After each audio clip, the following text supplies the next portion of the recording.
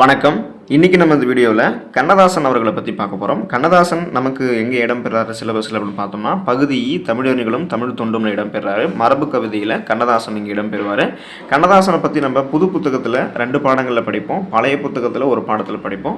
அவருடைய பாடல் வரிகள் நிறைய இடத்துல இடம்பெறும், அதையும் நம்ம படித்து வச்சுக்கணும். புது புத்தகத்தில் பார்த்தீங்கன்னா 7th 3rd termல மலைப்பொழிவு அப்படின்னு ஒரு பாடம் இருக்கும். அதை கண்ணதாசன் அவர்கள் தான் எழுதியிருப்பாங்க. கண்ணதாசனுடைய இயற்பெயர் பார்த்தீங்கன்னா முத்தையா. இவருக்கு கவியரசு அப்படின்னு சொல்லக்கூடிய ஒரு சிறப்பு பெயர் இருக்கு. அப்ப கவியரசு கண்ணதாசன் அப்படின்னு சொல்லுவோம். கவி பேரரசு வைரமுத்து. இது போல கவி அப்படின்னு சொல்லக்கூடிய அடைமொழியில அழைக்கப்படக்கூடிய இவர்கள் நிறைய பேர் இருப்பாங்க. அதுல கவியரசு அப்படின்னு சொல்லக்கூடியது கண்ணதாசன் தான். காவியங்கள், கவிதைகள், கட்டுரைகள், சிறுகதைகள், நாடகங்கள், புதினங்கள்லாம் நாவல் இதுன்னு சொல்லுவாங்க. இது போன்ற இலக்கிய வடிவங்களில் பல்வேறு நூல்களை கவிஞர் கண்ணதாசன் எழுதியிருப்பாங்க. ஏராளமான திரைப்பட பாடல்களையும் கவிஞர் கண்ணதாசன் எழுதியிருப்பார்.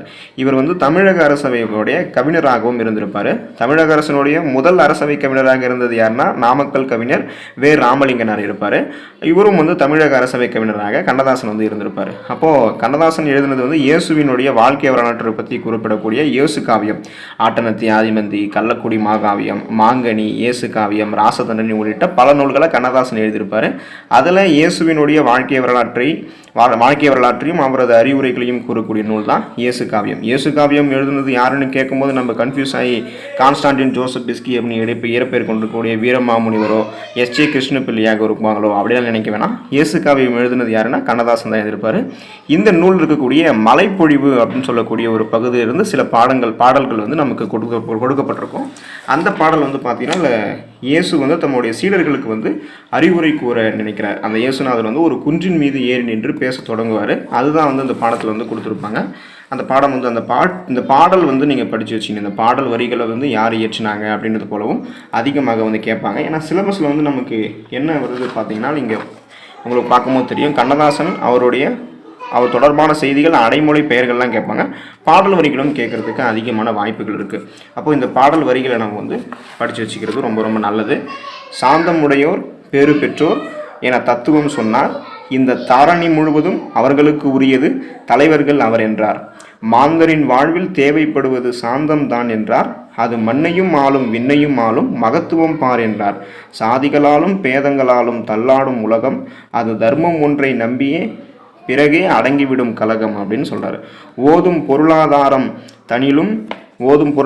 தனிலும் உன்னத அறம் வேண்டும், புவி உயர்வும் தாழ்வும் இல்லாதான வாழ்வினை பெற வேண்டும் அப்படின்னு சொல்றாரு. இரக்கம் உடையோர் பேறு பெற்றோர் என இயேசு பிரான் சொன்னார். அவர் இரக்கம் காட்டி இரக்கத்தை பெறுவர், இதுதான் பரிசு என்றார்.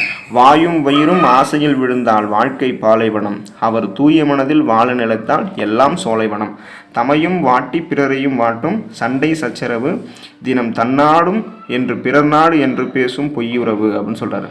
இமைக்கும் போதில் 1000 போட்டி எத்தனை வீண்கனவு, தினம் இவை இல்லாது அமைதிகள் செய்தால் இதயம் மலையளவு அப்படின்னு கண்ணதாசன் இந்த பாடங்களில் குறிப்பிடுறாரு. கண்ணதாசன் அவர்களை பற்றி 10ஆம் வகுப்பு தமிழ் புத்தகத்தில் இன்னொரு பாடம் இருக்கும். புது புத்தகத்தில் காலக்கணிதம் அப்படின்னு ஒரு பாடம் இருக்கும். அதை கண்ணதாசன் அவர்கள் தான் எழுதியிருப்பாங்க. இந்த புத்தகத்துடைய பின்னாடியில் பார்த்தீங்கன்னா கண்ணதாசனை பற்றி நூல்வெளியில் கொடுத்துருப்பாங்க. நம்ம இந்த தகவலை படித்து வச்சுக்கணும்.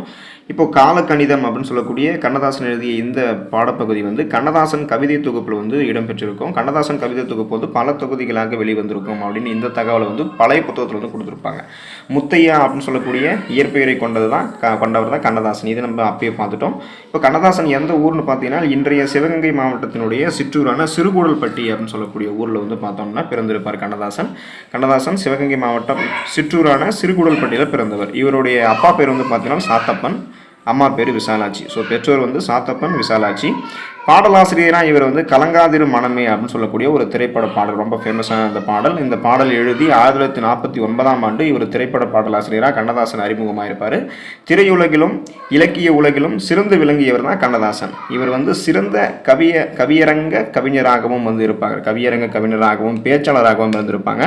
அதே போல் நம்ம தமிழ்நாட்டினுடைய அரசவை கவிஞராகவும் இவர் இருந்திருப்பார். தன் திரைப்பட பாடல்கள் வழியாக எளிய முறையில் மெய்யியலை மக்களிடையே கொண்டு சேர்த்தவர் தான் கண்ணதாசன். கண்ணதாசனுடைய சேரமான் காதலி அந்த புதினத்துக்காக, அதாவது ஒரு நாவல், அவர் நிறைய நாவல் எழுதியிருப்பார். இதில் ஒரு வரலாற்று சிறப்புமிக்க நாவல் தான் சேரமான் காதலி. இந்த நூலுக்கு தான் பார்த்தீங்கன்னா இது ஒரு நாவல். இந்த நாவலுக்கு சாகித்ய அகாதமி விருது கொடுத்துருப்பாங்க. தமிழக அரசினுடைய அரசவை கவிஞராகவும் கண்ணதாசன் விளங்கியிருப்பாங்க. கண்ணதாசன் அவர் எழுதியிருக்கக்கூடிய இந்த காலக்கணிதம் அப்படின்னு சொல்லக்கூடிய இந்த பாடல் வரிகளை நீங்கள் படித்து வச்சுக்கணும். இப்போது கவிஞன் யானோர் காலக்கணிதம் கருப்பொடு பொருளை உருப்பட வைப்பேன், புவியில் நானோர் புகழுடை தெய்வம், பொன்னினும் விலைமிகு பொருளின் செல்வம் அப்படின்னு சொல்கிறார்.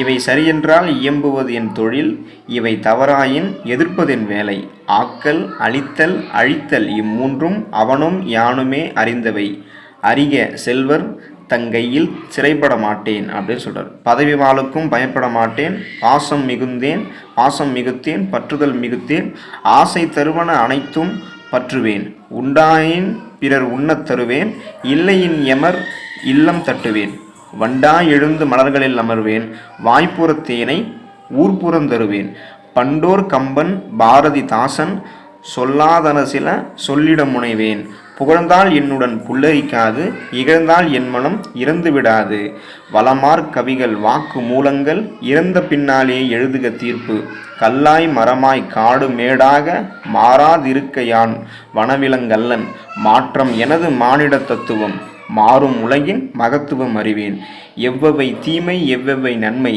என்பதறிந்து ஏகுமென் சாலை, தலைவர் மாறுவர் தர்பார் மாறும், தத்துவம் மட்டுமே அட்சய பாத்திரம், கொள்வோர் கொள்க குறைப்போர் குறைக்க, உள்வாய் வார்த்தை உடம்பு தொடாது, நானே தொடக்கம் நானே முடிவு, நானுரைப்பதுதான் நாட்டின் சட்டம் அப்படின்னு சொல்லிட்டு காலக்கணிதம் அப்படின்னு சொல்லக்கூடிய இந்த பாடலில் கண்ணதாசன் வந்து குறிப்பிடுவாங்க. கண்ணதாசன் பாடியிருக்கக்கூடிய இன்னொரு பாடலுடைய பாடல் வரிகள் வந்து இடம்பெற்றிருக்கும், அதையும் நம்ம தெரிஞ்சுக்கணும்.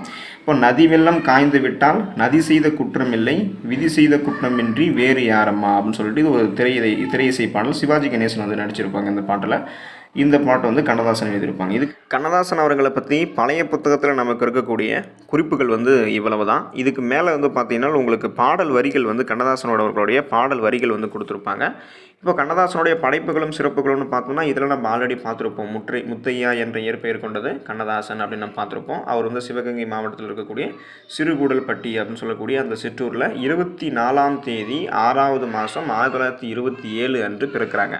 அதாவது நமக்கு 1947 சுதந்திரம் கிடைக்கும். அதுக்கு முன்னாடி ஒரு 20 வருஷத்துக்கு முன்னாடி கண்ணதாசன் பிறக்கிறாரு அப்படின்னு ஞாபகம் வச்சுக்கோங்க. அல்லது நீங்கள் ஜூன் மாதம் 24ஆம் தேதி பிறக்கிறாங்க, நீங்கள் எப்படி ஷார்ட்கட் வச்சு படிச்சிட்டாலும் அது ஓகே தான். 24ஆம் தேதி 6வது மாதம் 1927 அன்று கண்ணதாசன் வந்து பிறப்பாங்க.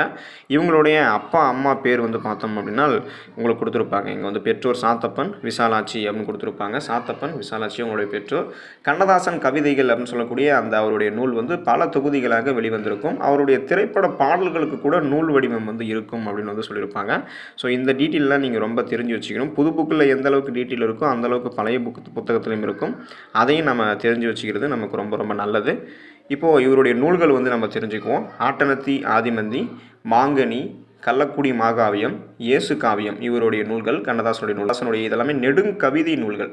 இந்த ஆட்டனத்தி ஆதிமந்தி, மாங்கனி, கள்ளக்குடி மாகாவியம், இயேசு காவியம் எல்லாமே இவருடைய நெடுங்கவிதை நூல்கள். இவர் வந்து ராச தண்டனை அப்படின்னு சொல்லக்கூடிய ஒரு நாடக நூல் வந்து எழுதியிருப்பாங்க. ராச தண்டனை அப்படின்றது வந்து பார்த்திங்கன்னா கம்பர் அம்பிகாபதி அவங்களுடைய வரலாற்றை வந்து அடிப்படையாக கொண்டு அமைந்த இனிய நாடக நூல் தான் ராச தண்டனை. அப்புறம் வந்து நமக்கு 1000 தீவு அங்கேயர் கண்ணி அப்படின்னு சொல்லக்கூடிய ஒரு நாவல், வேளங்குடி திருவிழா, இந்த மாதிரி பல புதினங்களை வந்து கண்ணதாசன் படைச்சிருப்பார். கண்ணதாசன் 20க்கும் மேற்பட்ட புதினங்களை வந்து நாவல்களை வந்து எழுதியிருப்பாங்க கண்ணதாசன்.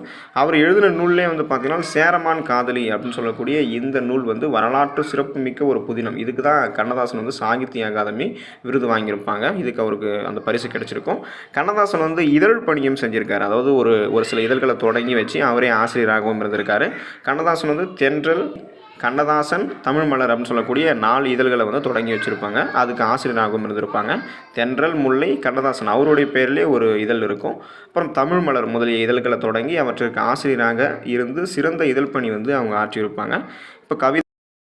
இப்போது இந்த டைலாக் வந்து ரொம்ப ரொம்ப ஃபேமஸான ஒரு டைலாக்கு. நான் நிரந்தரமானவன், அழிவதில்லை, எந்த நிலையிலும் எனக்கு மரணம் இல்லை அப்படின்னு சொன்னது யாருன்னா கண்ணதாசனுடைய ரொம்ப ஃபேமஸான ஒரு டைலாக். அது வந்து நிறைய ப்ரீவியூ வந்து கேட்டிருக்காங்க. ஸோ இந்த பக்கத்தில் இருக்கக்கூடிய ஒட்டுமொத்த டீட்டெயிலுமே வந்து பார்த்திங்கன்னா உங்களுக்கு ரொம்ப ரொம்ப முக்கியமான டீட்டெயில் வச்சுக்கிறது நல்லது. இதுதான் உங்களுக்கு ப்ரீவியஸ் இயர் கொஸ்டினில் அடிக்கடி வந்து கேட்பாங்க.